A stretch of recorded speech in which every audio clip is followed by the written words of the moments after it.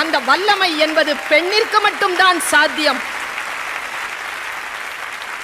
ஐயா சொன்னீங்களே, காந்தியடிகள் அரை நிர்வாணியாக பக்கிரியாக வெளியில் வந்தார் என்று. அதுக்கு வேர் தந்தது எந்த நிகழ்வு தெரியுமா? நான் யோசித்து பார்க்கிறேன். அவர் இளமையில் இருக்கின்ற பொழுது, சவுத் ஆப்பிரிக்காவில் அவர் இருக்கின்ற பொழுது, அவரோடு மண்ணோடு மண்ணாக வெறும் தரையிலே மிகப்பெரிய புரட்சிகரமான குரல் எழுப்பி கூட நடந்தாள் ஒரு சிறுமி. அவள் பெயர் தில்லையாடி வள்ளியம்மை.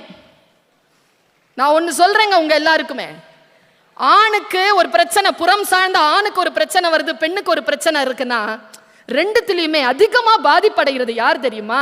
பெண் தாங்க. ஏன்னா ஆணுக்கு உடம்புல உயிர் மட்டும் தாங்க போகும், ஆனா பெண்ணுக்கு மானமும் சேர்ந்து போகும். இந்த இரண்டு நிலையிலே அவள் உறுதியாக நிற்க வேண்டும். அந்த நேரத்தில் அவள் உறுதியாக நின்றாள். அரஸ்ட் பண்ணுச்சுங்க